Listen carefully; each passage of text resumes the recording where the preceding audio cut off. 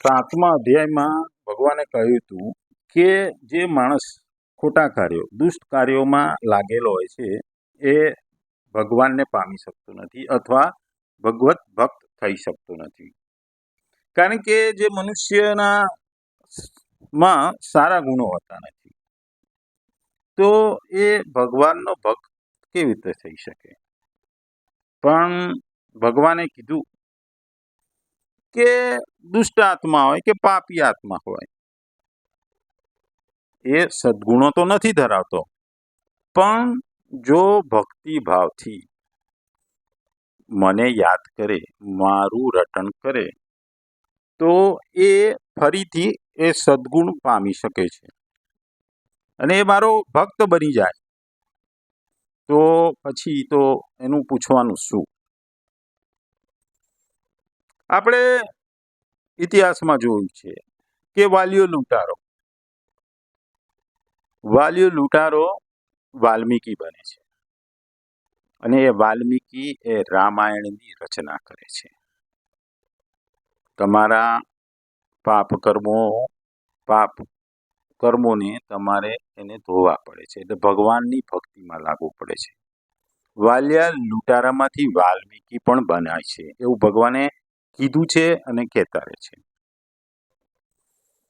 આ શ્લોકમાં ભગવાન એ જ વસ્તુ કહે છે કે માણસ સારો હોય ખરાબ હોય, પણ એ મારી ભક્તિ કરે, મને મારું રટણ કરે, મારા નામે કર્મો કરે, એ કોઈ પણ જાતના આસક્તિમાં ન લાગે, તો એ સત્વરે અને એ ભક્તિના ભાવથી એ ધર્માત્મા બની શકે છે.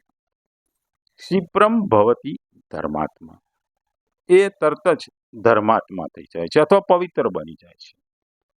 આપણે જોઈએ છે કે દરેક જીવમાં એક પરમાત્માનો અંશ છે, એટલે પરમાત્માનો અંશ હોવાથી આપણે દરેક જીવ પાપાત્મા તો કહેવાય નહીં, કારણ કે એમાં પરમાત્માનો અંશ છે. આ પરમાત્માના અંશને જગાડવા માટે, એને સારા રસ્તે લઈ જવા માટે, એ પરમાત્માને જાગૃત કરવા ભગવાન આપણને ભક્તિ કરવાનું કહે છે.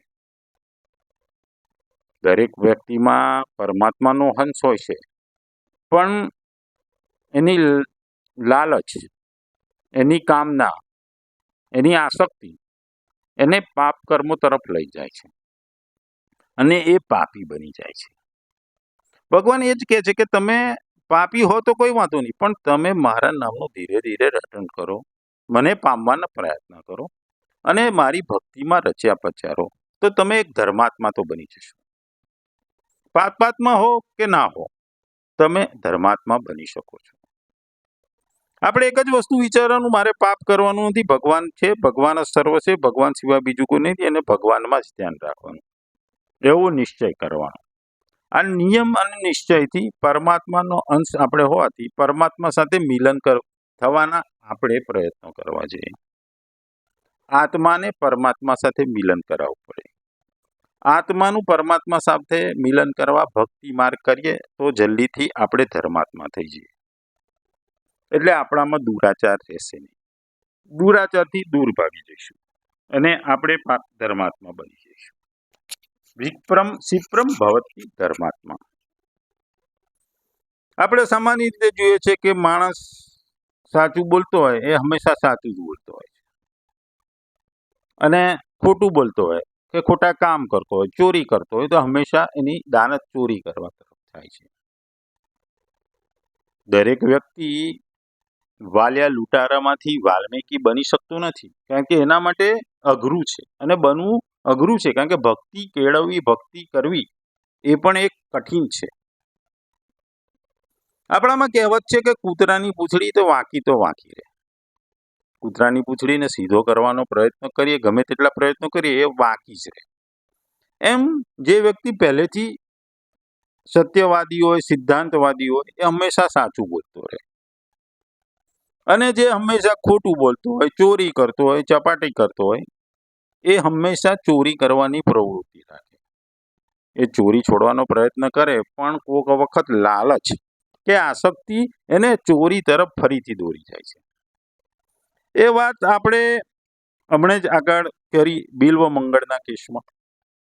કે બિલ્વ મંગળ, પણ એના પિતા બહુ બ્રાહ્મણ અને પ્રતિષ્ઠિત હતા, ભણેલા ગણેલા હતા, પણ એને વેશ્યાના મોહને લીધે એ દુરાચાર તરફ વળ્યો હતો.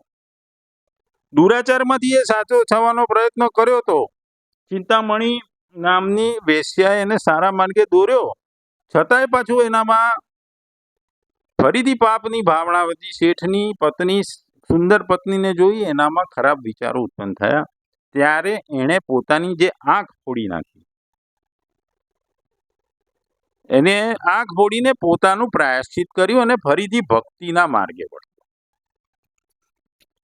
એટલે ભગવાન એ જ કહે છે કે તમે જીવનમાં જન્મ તો લીધો, જન્મ પછી તમે સારા કરો, ખરાબ કર્મો કરો, પણ ખરાબ કર્મો કર્યા પછી પણ તમે જો ભક્તિના માર્ગે વળશો, ભક્તિ કરશો, મને પામવાના પ્રયત્ન કરશો, તમે ધર્માત્મા બનશો.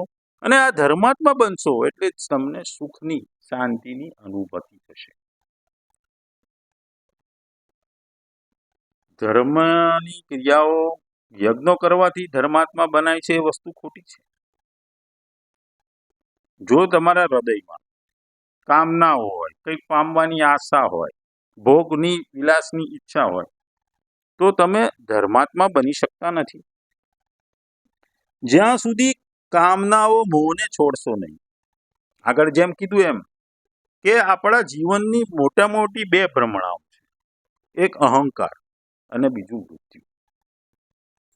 અહંકાર એટલે કે હું છું, મારા સિવાય બીજું કોઈ છે નહીં, હું આટલું રૂપિયા કમાયો, મારા જેવું જ્ઞાન કોની પાસે નથી, હું જે કહું એ જ સાચું, બીજું બધું ખોટું. એ જે અહંકાર માણસનો હોય છે એ તમને ધર્માત્મા બનાવતા રોકે છે.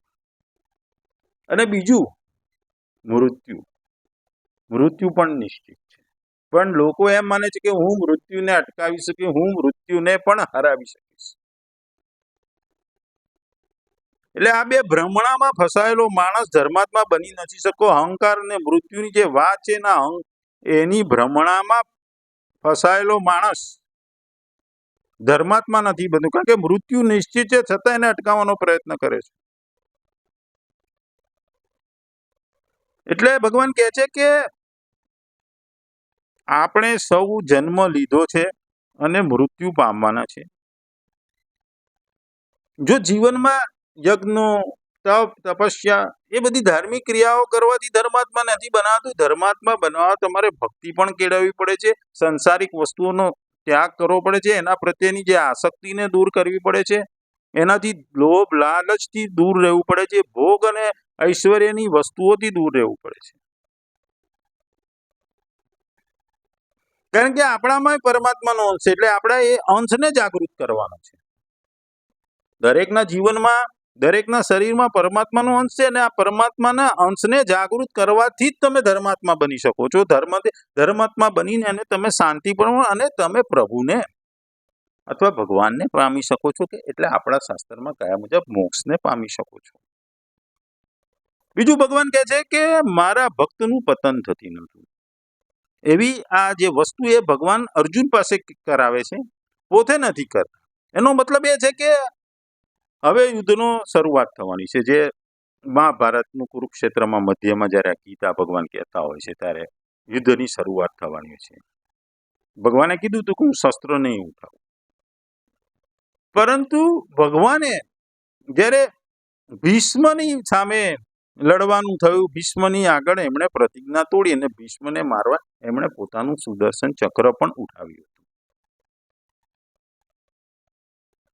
કારણ કે સુદર્શન ચક્ર ઉઠાવવાથી ભગવાનની પ્રતિજ્ઞા તો તૂટી ગઈ, પણ એમના ભક્ત ભીષ્મની પ્રતિજ્ઞા ના તૂટી. કારણ કે ભીષ્મ પાસે ઈચ્છા મૃત્યુ હતું, અને જ્યારે ભગવાન ભીષ્મને મારવા જાય તો ભીષ્મની ઈચ્છા પૂરી થાય, મોક્ષ માટેની ઈચ્છા પૂરી થાય. એટલે ભગવાને ભક્તની પ્રતિજ્ઞા ના તૂટે માટે ભગવાને પોતાની પ્રતિજ્ઞાને તોડી.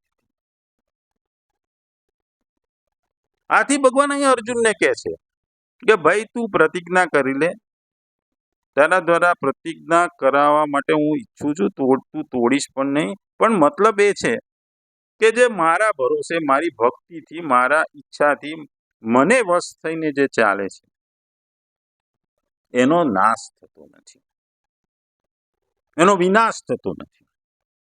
એ હંમેશા સત્યના પથે ચાલતો રહે છે. કારણ કે એ મારી સન્મુખ થઈ જાય છે, મહાત્માનું પરમાત્મા તો મિલન થઈ જાય છે, એટલે પછી એનો વિનાશ થતો નથી. ભક્તનું ભગવાનમાં મિલન થાય છે, આત્માનું પરમાત્માનું ભક્તનું ભગવાનમાં મિલન થાય છે, પછી એમનો વિનાશ કેવી રીતે થાય? એના પતનની કોઈ ચિંતા ના રહે, એના કોઈ વસ્તુની ચિંતા ના રહે. એટલે દુરાચારી પણ ભક્ત થઈ શકે, ભક્ત પાછો દુરાચારી થઈ શકે છે. પરંતુ ભક્ત થયા બાદ એનું પતન થવાની શક્યતા છે જ નહીં. એટલે દુરાચારી ભક્ત થઈ શકે છે, ભક્ત દુરાચારી થવાના ચાન્સીસ છે જ નહીં, કારણ કે ભગવાન એનું પતન થવા નથી દેતા. ભગવાન એની રક્ષણ કરે છે, એને પોષે છે. કારણ કે ભગવાન દયાળુ પણ છે ને ન્યાયકારી છે, અને પોતાના ભક્તનું પતન એ ક્યાંથી છે? કેમ કે એ તો દયાળુ છે, અને એ હંમેશા દયાળુ તો હોય છે, સાથે સાથે ન્યાયપ્રિય હોય છે. એટલે જેનો ભગવાન પ્રત્યેનો આટલો બધો પ્રેમ હોય, એનું એ પતન કેવી રીતે થવા દે? એ જોઈ પણ ના શકે. ભગવાન હંમેશા એના ભક્તોને ઇતિહાસમાં જોઈએ તો દરેક જગ્યાએ મદદ કરી છે. ભક્ત અને ભગવાન એક જ થઈ જાય છે. ભક્તો પરની આવેલી આફતો એ ભગવાનની આફત બની જાય છે, અને ભગવાન આ ભક્તને આફતોથી રક્ષે છે. એટલે ભગવાન અહીં એ જ કહે છે કે ભક્તનું પતન કોઈ દિવસ થતું નથી, કારણ કે એ ભક્તિ એક બળ છે, અને એ બળને હરાવવું જીવનમાં શક્ય નથી. ભગવાન માટે તમામ બાળકો છે, પણ જે ભક્ત છે એ એમના માટે વિશેષ સ્નેહ છે. ભગવાન કહે છે કે ભગવાનના ભક્તોનું ક્યારે પણ અશુભ નથી થતું, ખરાબ નથી થતું. ભક્ત એ ભગવાનની નબળાઈ છે, અને ભગવાન કહે છે કે હું સર્વથા ભક્તોને આધીન છું, સ્વતંત્ર નથી. મને ભક્તજન અતિ પ્રિય છે, તેમનો મારા હૃદય ઉપર પૂરેપૂરો અધિકાર છે. આ પદથી ભગવાન આપણને કહે છે કે ભક્તિ એ ભગવાનને પ્રિય છે, અને ભગવાન ભક્તને પોતાના માથે ચડાવી એની રક્ષા કરે છે.